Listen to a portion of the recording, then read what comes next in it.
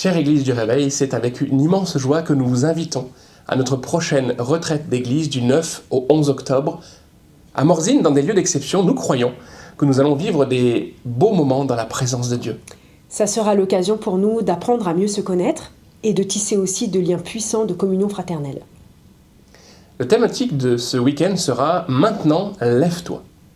À travers le passage de Josué, chapitre 1, versets 1 à 9, dans des temps d'enseignement et d'encouragement, nous voulons challenger l'Église dans cette période de transition et de grands défis.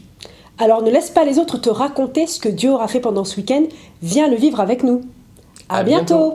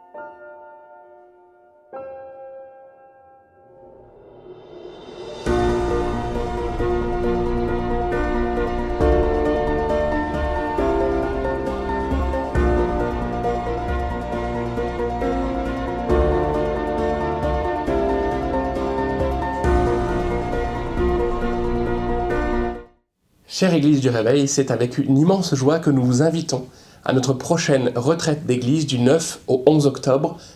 À Morzine, dans des lieux d'exception, nous croyons que nous allons vivre des beaux moments dans la présence de Dieu. Ça sera l'occasion pour nous d'apprendre à mieux se connaître et de tisser aussi de liens puissants de communion fraternelle. Le thématique de ce week-end sera « Maintenant, lève-toi ». À travers le passage de Josué, chapitre 1, versets 1 à 9, dans des temps d'enseignement et d'encouragement, nous voulons challenger l'Église dans cette période de transition et de grands défis. Alors ne laisse pas les autres te raconter ce que Dieu aura fait pendant ce week-end, viens le vivre avec nous. À bientôt.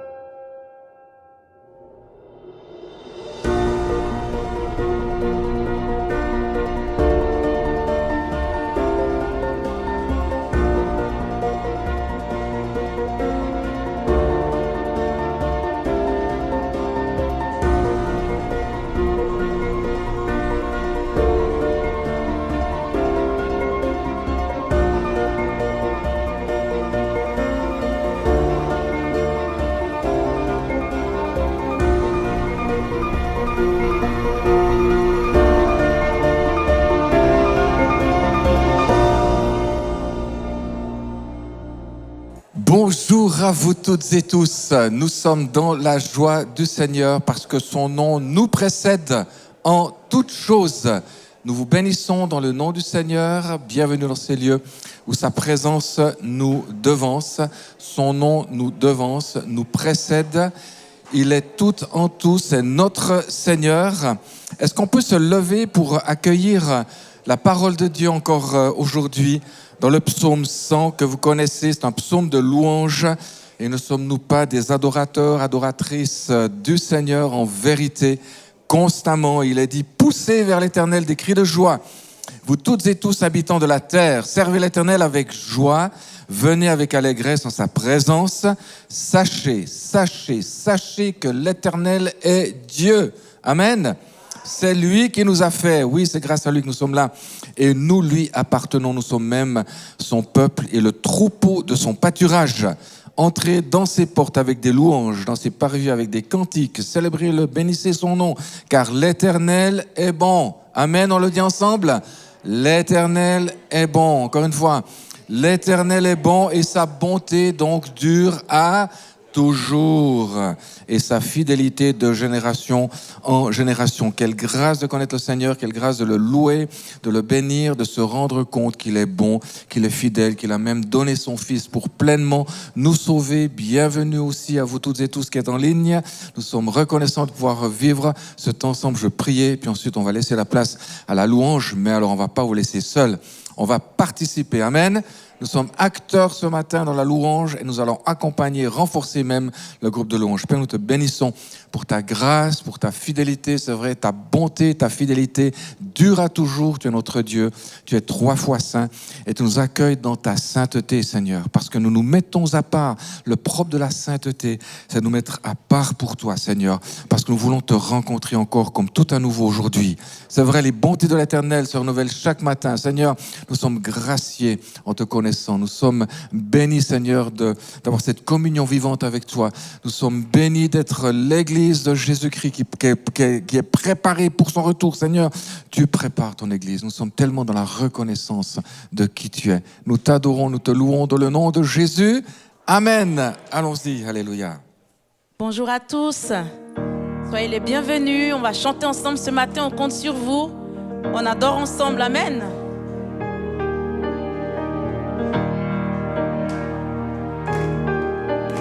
On va chanter la force est pour celui qui se confie en l'Éternel. Ensemble, on y va. La force est pour celui qui se confie et repose en l'Éternel. Oui, en l'Éternel. La force est pour celui qui se confie et repose en l'Éternel. Oui, en l'Éternel. Oh Dieu, tu règnes à jamais. Tu es le Dieu libérateur. Tu es le Dieu d'éternité. Le Dieu celui qui ne faillira jamais. Tu soutiens le cœur affligé, le cœur découragé. Comme l'aigle, je peux m'élever. La force est pour celui qui se confie et repose en l'Éternel. Oui, en l'Éternel, chantons-le. La force est pour celui qui se confie et repose en l'Éternel. Oui, en l'Éternel. Oh Dieu, tu règnes à jamais. Tu es le Dieu libérateur. Tu es le Dieu d'éternité, le Dieu d'éternité, celui qui ne faillira jamais. Tu soutiens le cœur affligé, le cœur découragé. Comme l'aigle, je peux m'élever.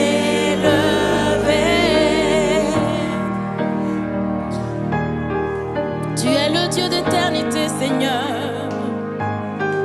Nous t'adorons. Nous t'accueillons, Jésus, roi des rois. Tu es le Dieu d'éternité. Le Dieu d'éternité, le Dieu d'éternité.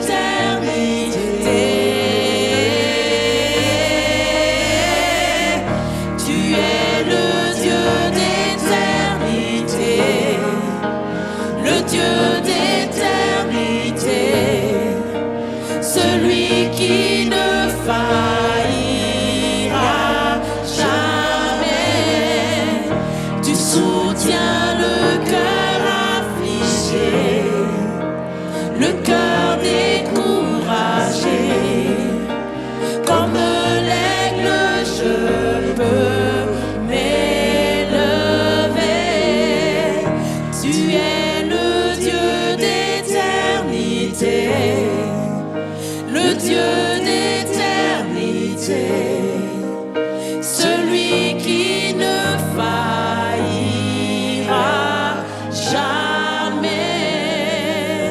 Tu soutiens le cœur affligé, le cœur découragé. Comme l'aigle, je peux m'élever.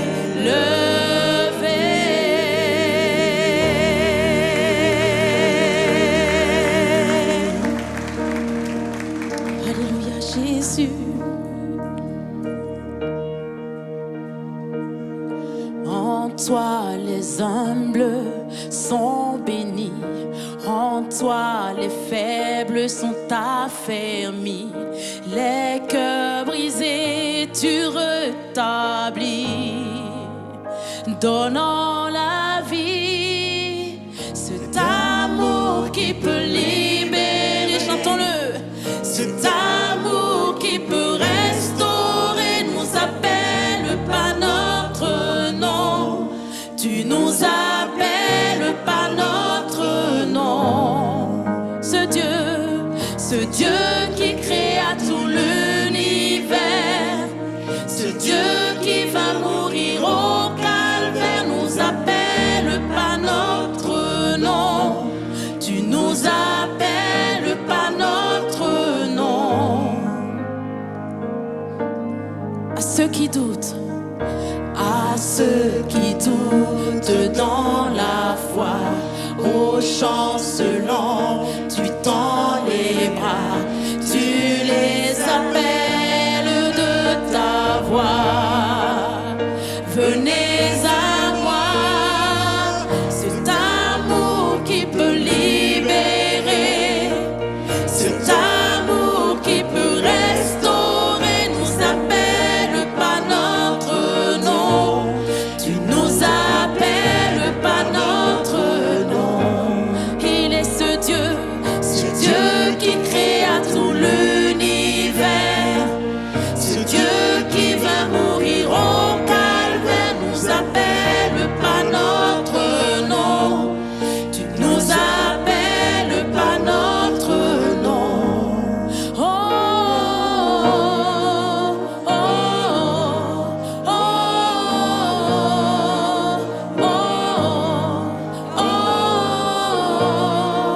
oh, oh, de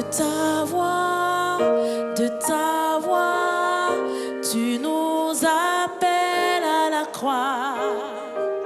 De ta voix, tu nous appelles à la croix. De ta voix,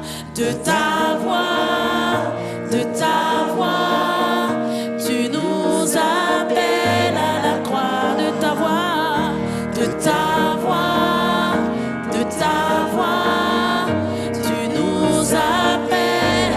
Cet amour qui peut libérer, cet amour qui peut restaurer, nous appelle pas notre nom.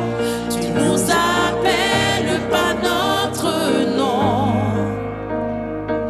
Ce Dieu qui créa tout l'univers, ce Dieu qui va mourir au calvaire, nous appelle pas notre nom. Tu nous appelles pas notre nom. De ta voix, tu nous appelles à la croix. De ta voix, tu nous appelles. Une dernière fois, de ta voix,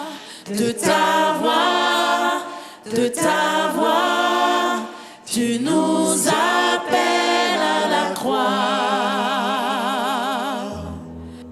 Amen. De ta voix, tu nous appelles à la croix, Seigneur. Toi qui règnes au-dessus de tout, tu sièges au siècle des siècles. Tout l'univers se prosterne devant toi, Seigneur Jésus.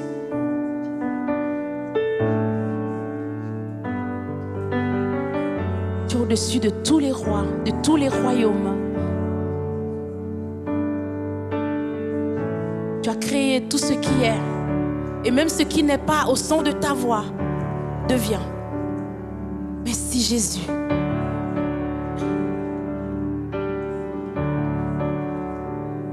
Au-dessus des puissances, au-dessus des rois, au-dessus de la nature et de la création,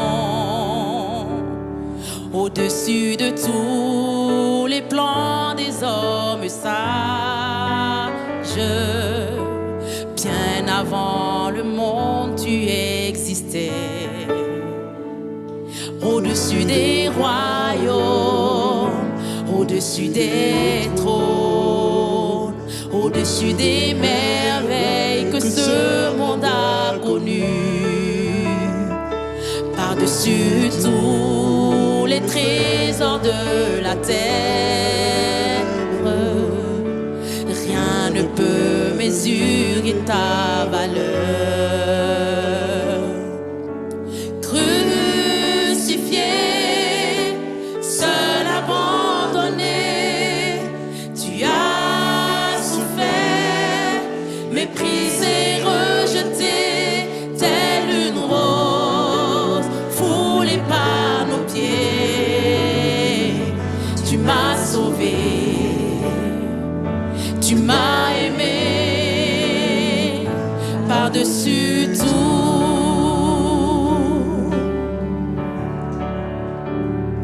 Au-dessus des puissances, au-dessus des rois, au-dessus de la nature et de la création, au-dessus de tous les plans des hommes sages, rien ne peut dans le monde, tu existais. Au-dessus des royaumes, au-dessus des trônes, au-dessus des merveilles que ce monde a connues, par-dessus tous les trésors de la terre, oh, rien ne peut mesurer ta valeur. Crucifié, seul abandonné, tu as souffert, méprisé, rejeté, telle une rose foulée par nos pieds. Tu m'as sauvé, tu m'as aimé par-dessus tout. Crucifié, crucifié, seul abandonné, tu as souffert, méprisé, rejeté, telle une rose foulée par nos pieds. Tu m'as sauvé, tu m'as aimé par-dessus tout, telle une rose foulée par nos pieds. Tu m'as sauvé, tu m'as aimé par-dessus tout.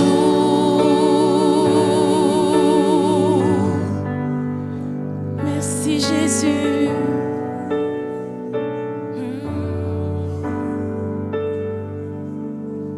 Oh Seigneur, merci de nous avoir aimés, de nous avoir donné la vie. Merci d'avoir payé le prix, Seigneur Jésus. Merci d'être notre espoir, d'être ce nom qui guérit, ce nom qui calme les tempêtes, ce nom qui rachète. Alléluia. Seigneur, nous t'aimons tellement. Merci.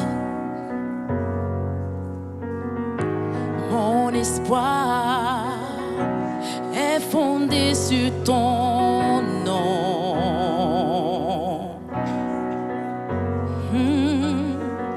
Ma victoire fut la tienne à la croix. Jésus, ta parole est ma déclaration. Chantez-le comme une proclamation.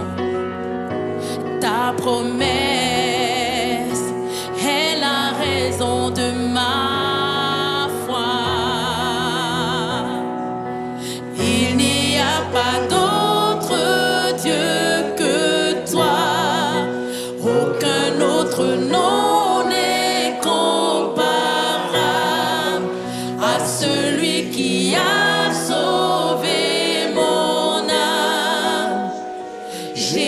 tu es roi des rois. Qu'on puisse chanter cette chanson comme une proclamation, vraiment, de tout votre cœur, parce qu'il est vraiment ce roi, ce Seigneur, ce Dieu, ce Père. Amen. J'ai l'assurance que tu me répondras. Il te répondra toujours. J'ai l'assurance que tu guideras mes pas. Il est meilleur que ton GPS. Amen. Tous mes rêves prendront vie en ton nom. Je le proclame au nom de Jésus. Tu es ma lumière. Éclairera ma vision. Il n'y a pas d'autre Dieu que toi. Aucun autre nom n'est comparable à celui qui a sauvé mon âme. Jésus, tu es roi. Il n'y a pas d'autre Dieu que toi. Aucun autre nom n'est comparable à celui qui a sauvé mon âme. Jésus, tu es roi des rois. Jésus, tu es le roi des rois. Voilà, on va passer à l'annonce de la parole et c'est notre cher président Emmanuel qui va nous l'apporter ce matin. On va prier pour lui. Père, merci parce que tu nous parles au travers de ta parole, tu te révèles à nous. On te prie encore de mettre une pleine assurance dans le cœur d'Emmanuel qui va nous partager ta parole ce matin. Merci parce que c'est toi qui le conduis pour apporter le message que tu as placé sur son cœur. Amen.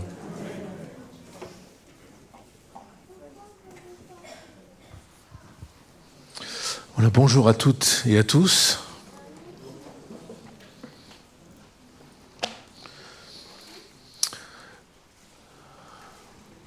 Je pense que vous allez toujours bien. C'est l'été.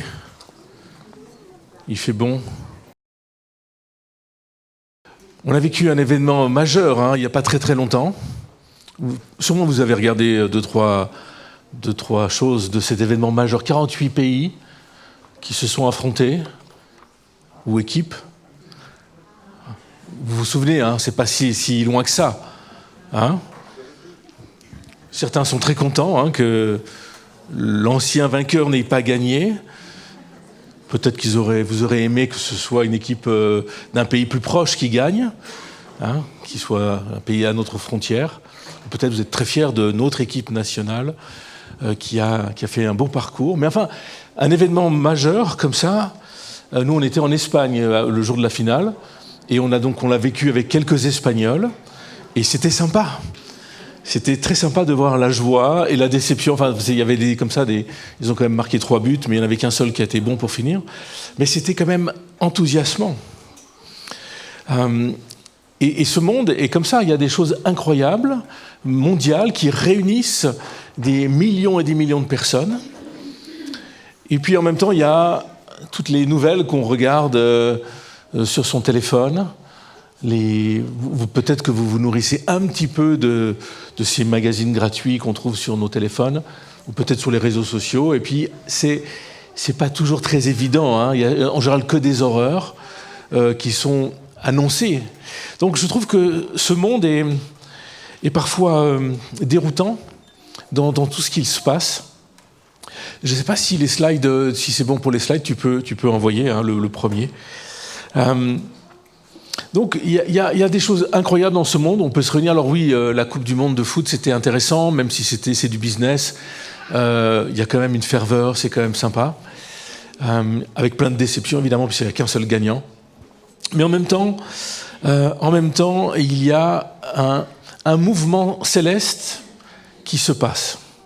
Alors on vient d'entendre là des nouvelles d'un pays en Afrique. de ce qui se passe, mais sachez que c'est plus vaste et plus large que quelques pays comme ça. On voit une œuvre assez incroyable qui se passe. On mentionne le réveil silencieux.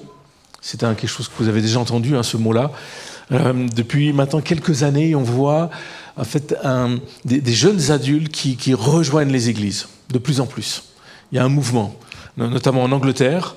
Mais il y a quelque chose qui fait que ces mauvaises nouvelles, pour toute une génération, créent évidemment de l'anxiété, un problème de santé mentale. Mais ces jeunes qui n'ont pas forcément entendu l'Évangile, parce qu'il n'y a pas de famille chrétienne, depuis 1, 2, 3, plusieurs générations, en tout cas où ces jeunes recherchent un sens à la vie. On peut passer le suivant. Donc, on est dans un monde secoué, mais il y a quelque chose qui fonctionne au ciel. Il y a quelque chose que Dieu est en train de faire, et on parle notamment de ce réveil silencieux. Une œuvre qui nous dépasse. Tu peux avancer. Au-delà des secousses, au-delà de tout, il y a une œuvre, il y a quelque chose que Dieu fait.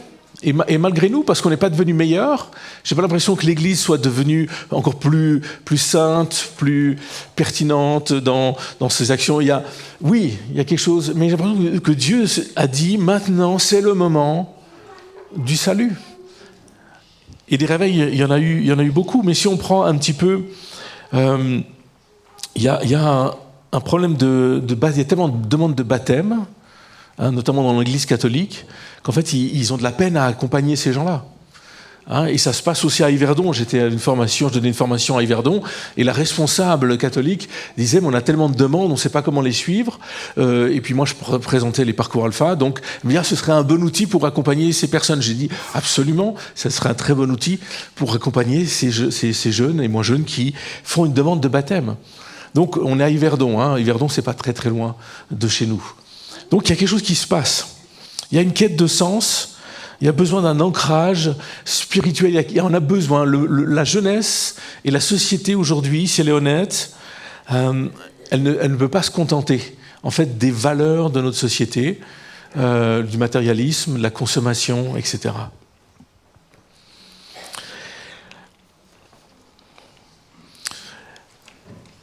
Il y a un mouvement assez incroyable. C'est quelque chose qui a toujours existé, en fait. Que Dieu a envoyé des réveils. On le sait, voilà, dans le passé, vous avez entendu des noms assez incroyables. Alors, il ne faut pas que je me trompe, parce que c'est recto verso mes feuilles. C'est ce que je ne voulais pas, mais j'économise le papier. Vous voyez, je suis un homme écolo, mais maintenant, ça me perturbe. Mais j'ai dit, je dois faire attention avec ça.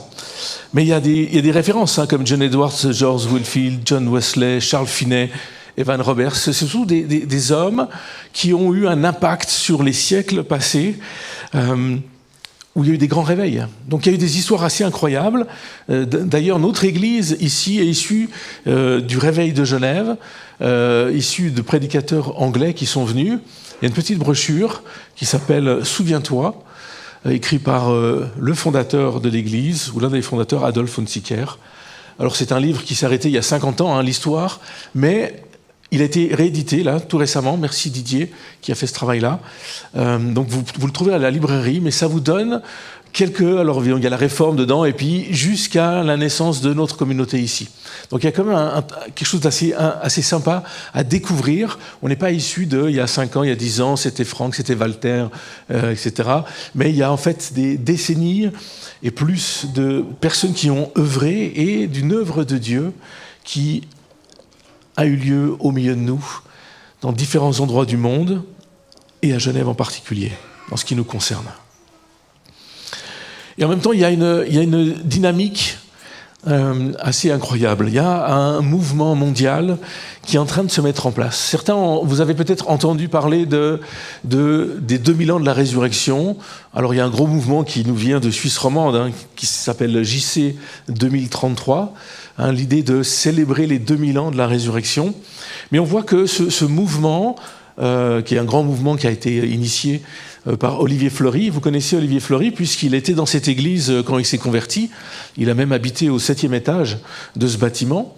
Mais Olivier est missionnaire à Jeunesse en Mission depuis de nombreuses années. Il s'est converti dans les rues de Genève il y a maintenant 40 ans. Il a célébré ça il n'y a pas très longtemps. Et pour vous dire l'âge qu'il a, les années passent. Et en fait, il a vraiment reçu, il a introduit les parcours alpha en francophonie. C'est le premier à avoir amené cet outil-là. Et puis maintenant, il s'occupe de ce projet, depuis 15 ans ou même plus, de célébrer les 2000 ans de la résurrection de Jésus. Donc il y a quelque chose qui se passe. Il y a un mouvement qui s'appelle 1 million d'âmes moissonnées, le Billion Soul Harvest, qui parle de 1 milliard de personnes sauvées. Il y a ce mouvement qui est en place, porté beaucoup par un pasteur coréen, mais il y a quelque chose, il y a cette vision, il y a une vision, une prophétie de dire mais il y aura un grand réveil, une grande moisson sans précédent dans l'histoire de l'Église, du monde. Et puis donc il y a quelqu'un qui œuvre à travailler à cela. Il y a le Go Movement, qui est un autre mouvement mondial, que chaque personne puisse témoigner l'évangile, partager l'évangile à au moins une autre personne. Il y a l'idée de motiver, de former les croyants au témoignage. Il y a le ministère Alpha, vous connaissez, ça je m'occupe de cela au niveau de la Suisse romande. Mais il faut savoir que l'année dernière, c'est l'année la plus extraordinaire de toute l'existence des parcours Alpha. On compte 2,8 millions de personnes qui ont participé à un parcours dans le monde. 158 pays, 35 000 églises et 105 000 parcours alpha, dont 3 ou 4 ici. On peut quand même se réjouir. Il y a quelque chose qui explose un peu partout, des mouvements qui se mettent en place, qui s'organisent, qui se coordonnent. Cet anniversaire de 2033, on voit que même dans Alpha, en fait, c'est l'objectif d'atteindre 100 millions de personnes dans les parcours Alpha.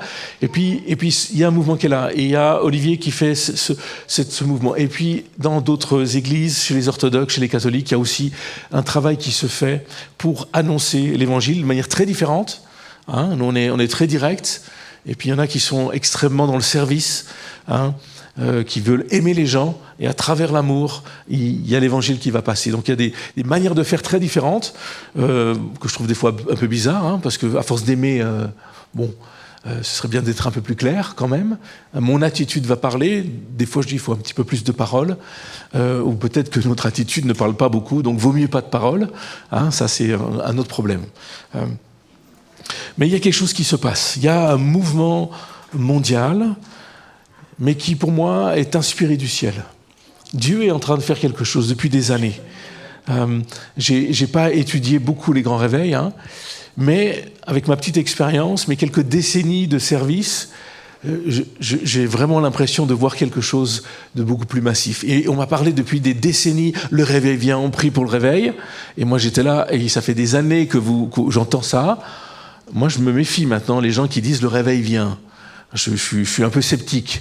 Non pas de ce que Dieu peut faire, mais disons du timing, un petit peu, ou de ce qu'on dit. Parce que des fois, il y en a qui le disent, mais où est-il ? En tout cas, dans ton entourage. Mais là, je suis obligé d'accepter qu'il y a quelque chose qui se passe. Il y a un travail que Dieu fait, que Dieu est en train d'opérer dans le monde, un peu partout. Une dynamique qui s'installe, parce que la volonté de Dieu, c'est que tous soient sauvés. 1 Timothée 2, le verset 4. Alors on peut mettre le slide suivant, Vas-y. Alors, on est peut-être interpellé, défié, encouragé, ou blasé, je ne sais pas quelle est votre attitude de cœur vis-à-vis de cette œuvre, mais je me dis, mais Dieu est en train de faire quelque chose. C'est pas juste un mouvement, c'est pas juste des évangélistes qui nous embêtent, c'est pas juste un pasteur qui a une ambition grande de remplir son église pour sa notoriété personnelle, et ça fera bien dans son CV. Et pour moi, c'est pas des motivations comme ça très humaines, mais c'est vraiment quelque chose que Dieu est en train de faire. Mais je crois que pour bien faire ce travail-là, pour bien participer à cette œuvre céleste, il nous faut bien comprendre et connaître qui est notre Dieu, qui est notre Jésus. C'est la chose qui me paraît être la plus importante parce que c'est lui qui est en train de faire ce travail. Jésus nous a envoyés. Le grand ordre de mission, c'est Jésus qui nous l'a transmis. Allez de par le monde, dans toutes les nations, faites des disciples, etc. Et puis Jésus nous invite aussi à prier le maître de la moisson d'envoyer des ouvriers. Donc il y a vraiment cette double dimension d'aller et de prier. Mais en même temps, c'est Jésus qui le demande. Donc, pour moi, il faut connaître qui il est vraiment. Donc, on va aller voir un petit peu.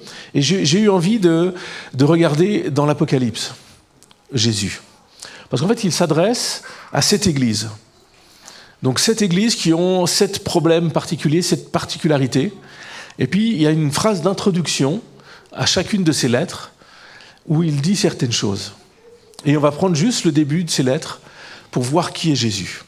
Enfin, je pense que si on comprend, si on sait, si on connaît vraiment qui est notre Dieu, qui est notre Jésus, à ce moment-là, on va être en capacité de dire mais moi je veux participer. Moi j'ai envie je te connais mieux et donc j'ai la capacité.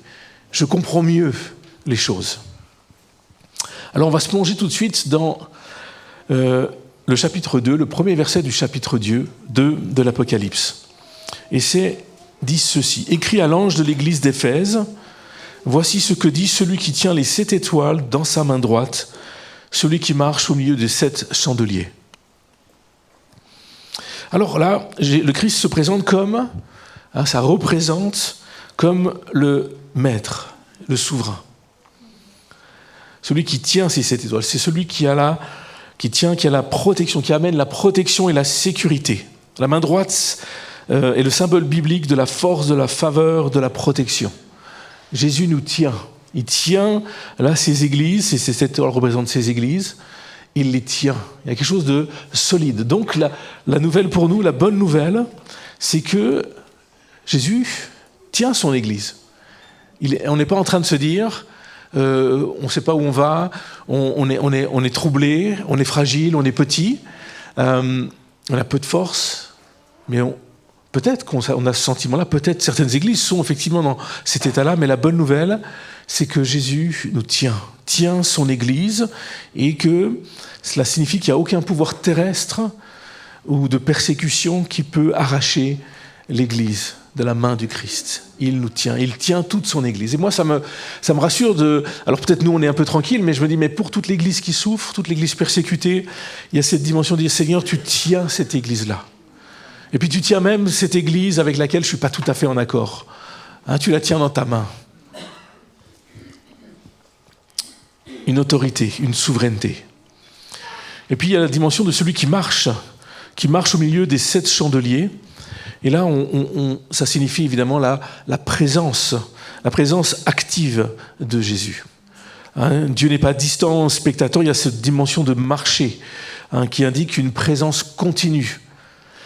Une présence attentive, dynamique, au cœur de son... Il nous tient et en même temps, il marche au milieu de nous en étant actif. Et il connaît les situations. Il connaît la situation de l'église d'Éphèse. Il sait comment elle est, il sait ses faiblesses, et comme il connaît nos faiblesses, nos difficultés.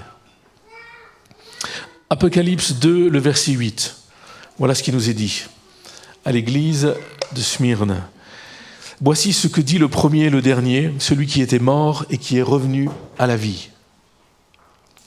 Le premier et le dernier, ce titre affirme la divinité de Christ, son éternité, sa maîtrise de l'histoire, le premier et le dernier, l'alpha et l'oméga.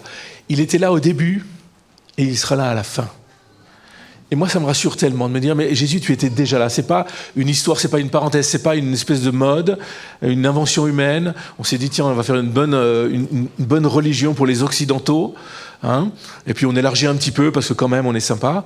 Non, c'est celui qui était là au commencement.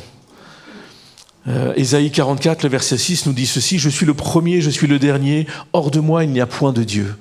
Il était là au début et il sera là à la fin. il est mentionné celui qui était mort et qui est revenu à la vie. Là, ça a évidemment fait signifiance, ça nous ramène à sa mort et à sa résurrection. Chose qu'on veut célébrer, la résurrection est le cœur de l'évangile. La bonne nouvelle de l'évangile, c'est que Jésus est ressuscité, il a vaincu la mort, le péché, et il nous donne un accès à Dieu. Donc là, il affirme, il proclame cela. Dans Jean 6 ou dans Jean 11, il est mentionné la certitude que Christ ressuscité garantit la vie éternelle. C'est donc l'attestation, la garantie que nous aurons nous aussi la vie éternelle. Apocalypse 2, le verset 12, dit ceci. Écrit à l'ange de l'église de Bergame. Voici ce que dit celui qui a l'épée aiguë à 2 tranchants. Et là, évidemment, on fait référence à la parole de Dieu. Cette épée à 2 tranchants. Une épée qui sert à défendre, qui sert à trancher, mais aussi à révéler la vérité. La parole vient nous montrer, révéler les réalités de nos cœurs, mais c'est aussi une protection face aux hérésies. Et donc Jésus, lui, cette épée aiguë, lui qui est la parole, selon le premier chapitre de Jean, cette épée est aussi celui qui va nous garantir face aux hérésies. Donc c'est lui qui va faire en sorte que son Église, si on accueille sa présence, on accueille sa personne, on accueille le Christ, on aura aussi une protection face aux déviances théologiques. Donc on a aussi toute cette dimension à travers cette salutation, cette introduction de ce verset 12. Verset 18, écrit à l'ange de l'église de Thyatire, voici ce que dit le Fils de Dieu, celui qui a les yeux comme une flamme de feu et dont les pieds sont semblables à de l'airain ardent. Alors le premier, le titre, Fils de Dieu, Jésus se place ainsi au-dessus de tous les empereurs romains de l'époque qui eux aussi s'appelaient, ils aimaient bien s'appeler Fils de Dieu. Donc lui, il se dit, mais c'est moi le seul, c'est moi le vrai, je suis le Fils de Dieu. Donc, comme en opposition par rapport à la théorie ou la théologie, ou ce qui se vivait, ce qui se disait, ce qui se proclamait à l'époque, c'est lui qui se met au-dessus. Les yeux comme une flamme de feu font sens, expliquent la dimension de l'omniscience et du discernement de Jésus. Dieu voit, Dieu sait, Dieu connaît. Dieu connaît la réalité de notre monde, Dieu connaît la réalité de notre Église, de nos églises ou de l'Église dans le monde. Il le sait, parce que ces lettres sont effectivement... il y a des choses positives dans ces lettres, puis il y a 2-3 choses, 2-3 reproches qui sont là, mais toujours une parole d'espérance. Mais Jésus voit cela, et ça ne l'empêche pas d'être en action pour sauver ce monde. Ça n'empêche pas d'être en action, d'utiliser, de passer à travers l'Église, à travers les croyants pour cette œuvre-là. Il est celui qui sonde les reins et les cœurs. Ça, c'est le verset 23. Il sonde les reins et les cœurs, les profondeurs de nos êtres. Il connaît ce qui est au fond de nous. Alors pour certains, on pourrait se dire, ou pour certaines choses, on aimerait plutôt dire, Seigneur, ne regarde pas trop ces choses-là. Mais en même temps, il connaît les aspirations de nos cœurs, le désir, notre amour pour lui, notre attachement que nous avons pour sa parole, pour son message, pour sa mission. Et il connaît toutes ces choses-là. Donc il y a ce désir de laisser venir Jésus, révéler toutes ces choses-là, enflammer. Ensuite, il y a les pieds semblables à de l'airain ardent. Ça symbolise la marche, la présence, mais aussi le piétinement. Jésus piétine nos ennemis. Il a cette force, cette capacité, cette solidité de pouvoir dominer nos ennemis. Donc un Dieu qui sait, qui discerne, mais aussi un Dieu victorieux face à l'ennemi. Dans Apocalypse 3, le verset 3, c'est l'ange de l'église de Sardes. Voici ce que dit celui qui a les 7 esprits de Dieu et les 7 étoiles. Les 7 esprits, la plénitude du Saint-Esprit. Toutes les qualités, toutes les caractéristiques de l'Esprit Saint. C'est cette formule-là, les 7 esprits, la totalité. Et l'Esprit Saint, il nous est donné. Il y a toutes ces promesses qu'il répandra son esprit sur toute chair. Qu'à la Pentecôte, il y a cette dimension, ça a été répandu. et que, en tant que croyants, nous pouvons être remplis continuellement du Saint-Esprit. Il est là, il est disponible pour nous. Et le chiffre 7 symbolise l'accomplissement ou la perfection. Donc il y a quelque chose d'accompli et de parfait en nous par le Saint-Esprit. Et puis, mention des 7 étoiles, et là ça fait encore référence aux églises, à ces 7 églises, mais ça montre aussi que ce souffle de l'Esprit, cette puissance qui est là, va aussi contaminer ces dirigeants. La dimension du réveil des dirigeants. Et ça montre que Jésus a la capacité de réveiller les leaders de l'Église. Et j'aime bien ça.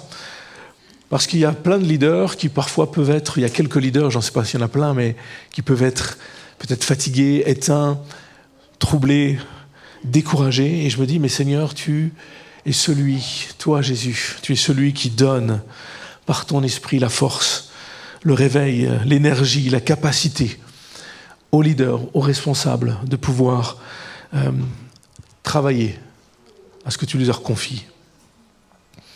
Et je crois que cette dimension de réveil est valable pour chacun d'entre nous. Pas besoin d'avoir un titre pour se dire Dieu va s'occuper de moi, mais en tant que croyant, je peux être au bénéfice de cette présence du Saint-Esprit en moi qui me donne le souffle, la force, le réveil. Apocalypse 3,7, écrit à l'ange de l'église de Philadelphie. Voici ce que dit le Saint, le véritable, celui qui a la clé de David, celui qui ouvre et personne ne fermera, celui qui ferme et personne n'ouvrira. Jésus affirme ainsi sa sainteté. Jésus affirme sans ambiguïté sa divinité. Il est Dieu, je suis le Saint.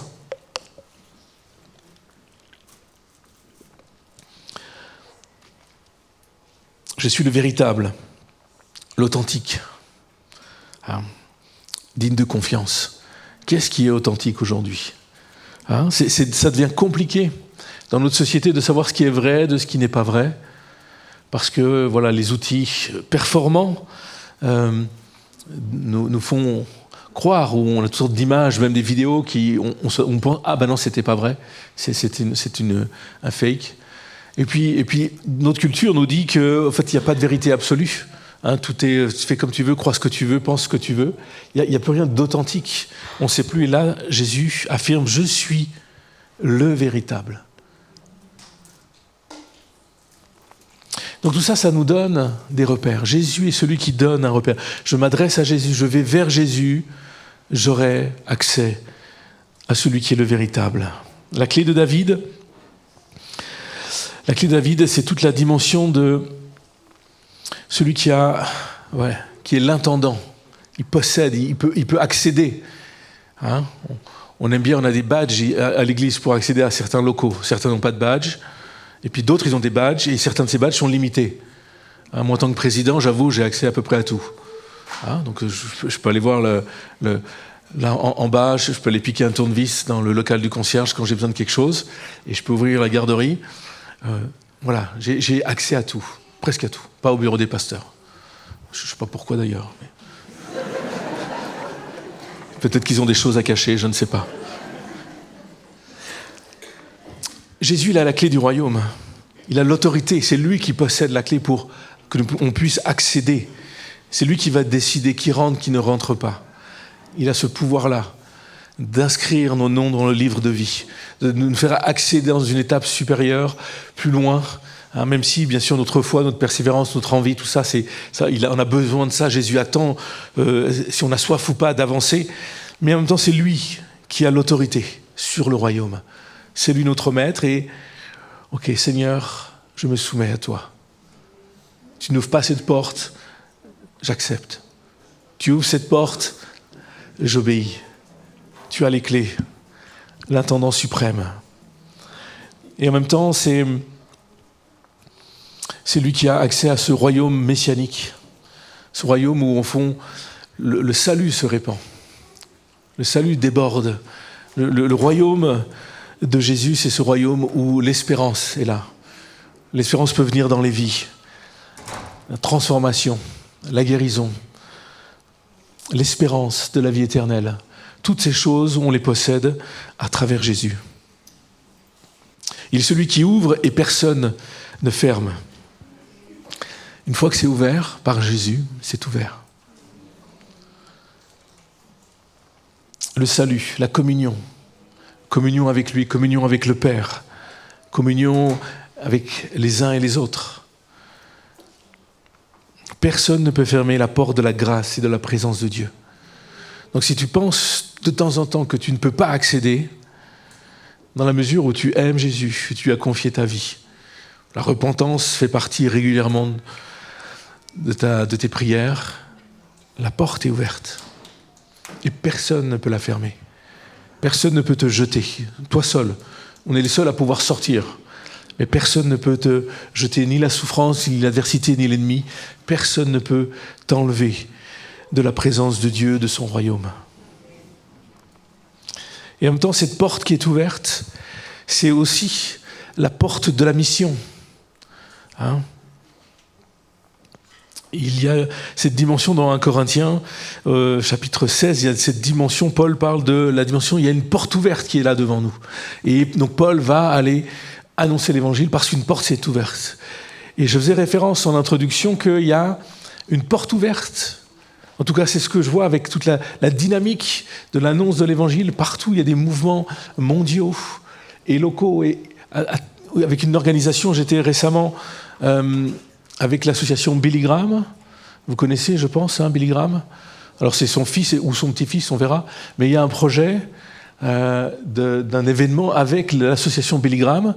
Je dis bien soit son fils, soit son petit-fils pourra venir prêcher à Genève avec un projet d'envergure. En général, il loue des stades. Et il travaille pendant pratiquement 18 mois en amont pour préparer, former. Mais il y a comme ça des opportunités. Et ça, c'est un mouvement, une activité parmi d'autres qui se passe. On voit un engouement en Suisse. Il y a des églises qui vont chaque semaine. Ils sortent, ils vont dans les rues. Il y a des mouvements comme ça un peu partout où les gens ont soif de partager l'évangile et les gens ont soif de recevoir l'évangile aussi. Il y a des portes qui sont ouvertes et cette porte de la mission, elle est là. Elle est prête. Dieu est en train de faire une œuvre. Est-ce que c'est la fin? Est-ce que c'est le grand réveil avant le retour du Seigneur? Je ne vais pas m'avancer, je ne voudrais pas me détester dans 10 ans en ayant dit des choses comme ça, mais j'ai envie de... Et Seigneur, il me semble qu'il se passe quelque chose. Des gens viennent à l'église alors qu'on ne fait pas spécialement d'évangélisation parce qu'ils ont soif de sens et ils trouvent cela dans l'église et même dans des églises traditionnelles. Pas besoin d'un format très dynamique, très jeune, très hype, très coloré. Ils veulent même des choses traditionnelles parce qu'ils n'ont jamais connu rien et ça donne du sens, ça donne du cadre, ça donne une limite. Et Dieu est en train de faire quelque chose. La porte est là, la porte ouverte est là. Et puis, la dernière lettre à l'église de Laodicée dit ceci: voici ce que dit l'Amen, le témoin fidèle et le véritable, le principe de la création de Dieu. Et l'Amen, c'est la première fois, la seule fois dans la Bible où le mot Amen est écrit en majuscule, comme pour signifier comme un nom propre, où Jésus va dire je suis ainsi soit-il, je suis le Amen. Je suis la vérité, c'est moi le Amen. Qu'il en soit ainsi. Il se place ainsi comme celui qui est l'absolu, l'immuable. Il n'y a pas d'autre, il n'y a rien d'autre. C'est Jésus. Et le témoin fidèle et véritable, il est celui qui va être là. Commencement à la fin, alpha, oméga. Le véritable, celui qui sait, impartial. Fidèle, véritable. Lorsqu'il regarde, lorsqu'il va diagnostiquer nos vies, diagnostiquer l'Église, il sait, ça va être juste. Ça va être juste. Le commencement de la création, je l'ai déjà dit, mais il est la source, l'auteur, le principe fondateur et souverain. Il est celui qui est là depuis le début. Il n'est pas la première créature créée par Dieu, mais il est celui par qui toute la création a été tirée du néant. Et on retrouve ces notions dans Jean 1, verset 3, dans Colossiens 1, verset 15. Toutes choses ont été faites par lui et pour lui. Alors tout commence avec Jésus, tout se termine avec Jésus. Il est le maître de son Église. Celle qui est persécutée comme celle qui est libre. Jésus est le maître des dirigeants de l'Église. Il veille sur nos leaders, et ça c'est rassurant. Évidemment, l'orgueil bloque pas mal l'action de Dieu. Alors si un leader est pétri d'orgueil, ça va être compliqué. Mais on peut avoir confiance que Jésus veille sur nous, veille sur son Église, comme un intendant, celui qui tient les clés. Il est là, fidèle, il ouvre, il est ce maître de la moisson, une porte ouverte. Et cette dimension du ciel, on peut passer le dernier slide, cette porte du ciel, elle est là. Ce mouvement du ciel, il est en marche, il se passe quelque chose. Et j'aimerais nous inviter, même si on est en plein été et qu'on se dit c'est bientôt la rentrée, je dois reprendre le boulot, je dois partir en vacances, peu importe la situation dans laquelle vous êtes. Avec ce qu'on a entendu ce matin, aussi dans l'introduction tout à l'heure, je crois que Dieu nous invite à rejoindre le mouvement. Non pas le « je dois être un témoin », mais Seigneur, fais-moi participer à ce mouvement du ciel, à ce que tu es en train de faire partout à travers le monde. Je veux faire partie. Je veux prendre part. Il y a une porte qui est là, ouverte. Seigneur, quelle est ma place ? Quel est mon rôle ? Seigneur, je veux découvrir qui tu es véritablement. Je veux être dans cette confiance, parce que toi, Jésus, tu es tout ce que j'ai cité avant. Ce fidèle, celui qui tient, celui qui donne le souffle, son esprit. Alors, il y a beaucoup de choses à faire. Prions. Jésus nous dit, priez le maître de la moisson d'envoyer des ouvriers. Un grand challenge, c'est Rick Warren qui a fait cette étude. Il a étudié environ 700 mouvements missionnaires sur des années. Et il a constaté que tous ces mouvements missionnaires ont commis une erreur. C'est qu'ils ont en fait mis des professionnels en place.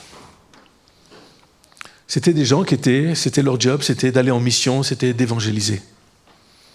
Et ça, c'était la grande erreur, parce qu'en fait, c'est très limité. On peut envoyer il y a des milliers de missionnaires partout dans le monde, mais c'est très limité quand même. Et d'autres mouvements, comme le Go Movement, leur objectif, eux, c'est, je l'ai dit tout à l'heure, c'est que chacun puisse témoigner à une autre personne, que chaque croyant puisse témoigner à une autre personne. Parce que parfois, et ça c'est un peu notre habitude, il y a des professionnels. On va faire confiance. Moi je ne suis pas capable. Vous avez une panne de votre lave-linge, vous dites oh, on va téléphoner. Et on va demander à un professionnel de s'en occuper. Moi j'aime pas trop ça, j'aime toujours faire moi-même et on appelle un professionnel après. Mais j'ai quand même la fierté d'avoir essayé. Mais combien d'entre nous, inconsciemment ou consciemment, on se dit « mais j'ai pas le temps ou j'ai pas les compétences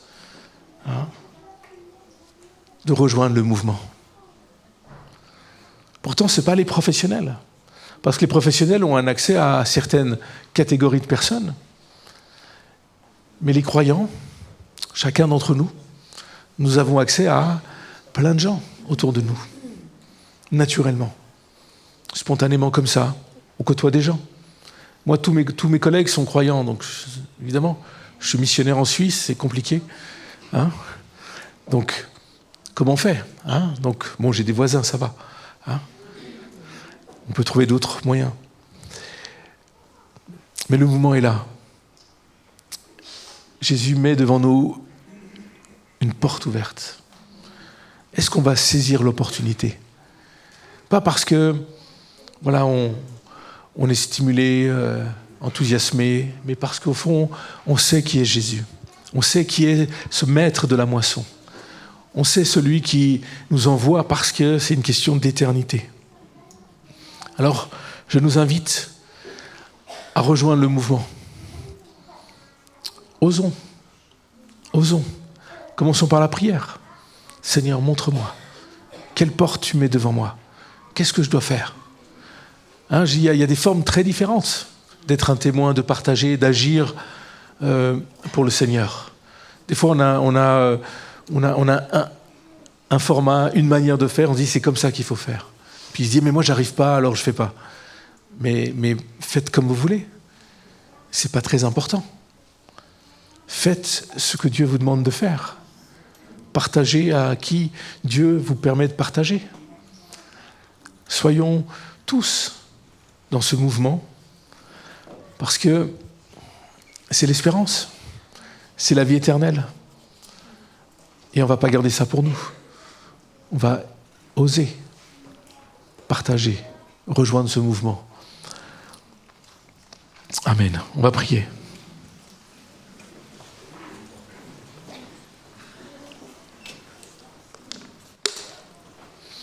Jésus, je veux te dire merci pour qui tu es. Seigneur, ces quelques phrases nous montrent ta grandeur, la dimension de ta personne, ton éternité, que tout vient de toi, que nous venons de toi, que ce monde vient de toi.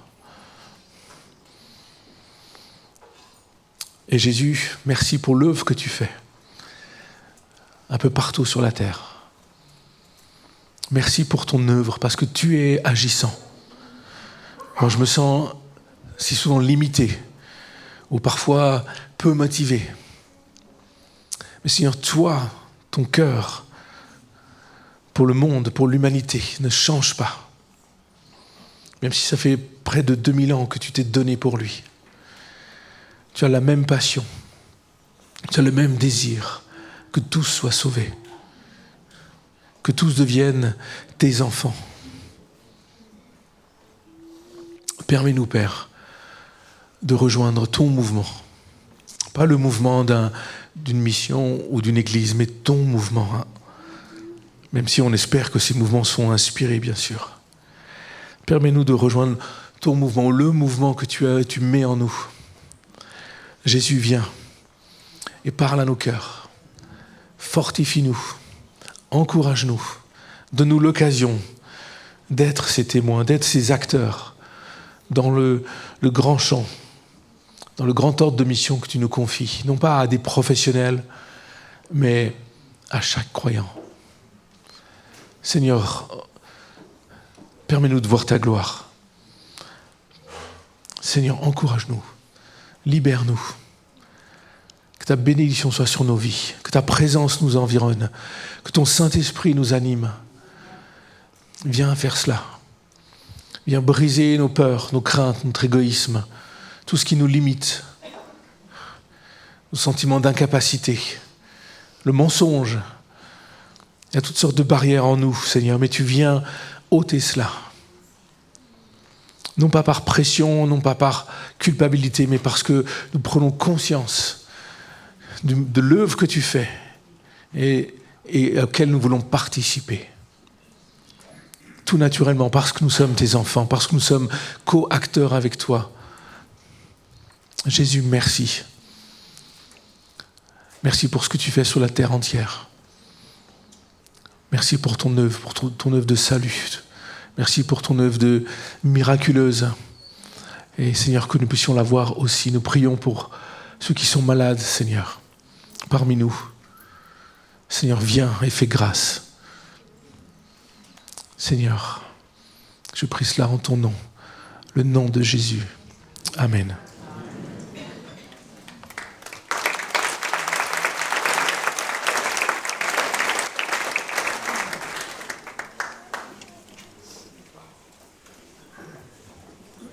Voilà, merci Manu pour ce bel encouragement.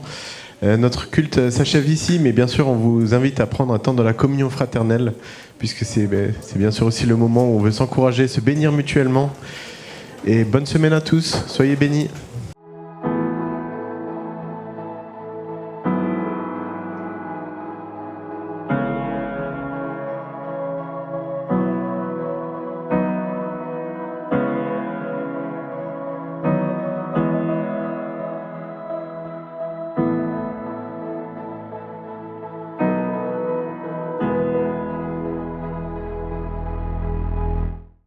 Chère Église du Réveil, c'est avec une immense joie que nous vous invitons à notre prochaine retraite d'église du 9 au 11 octobre À Morzine, dans des lieux d'exception, nous croyons que nous allons vivre des beaux moments dans la présence de Dieu. Ça sera l'occasion pour nous d'apprendre à mieux se connaître et de tisser aussi de liens puissants de communion fraternelle. Le thématique de ce week-end sera « Maintenant, lève-toi ». À travers le passage de Josué, chapitre 1, versets 1 à 9, dans des temps d'enseignement et d'encouragement, nous voulons challenger l'Église dans cette période de transition et de grands défis. Alors ne laisse pas les autres te raconter ce que Dieu aura fait pendant ce week-end, viens le vivre avec nous. À bientôt.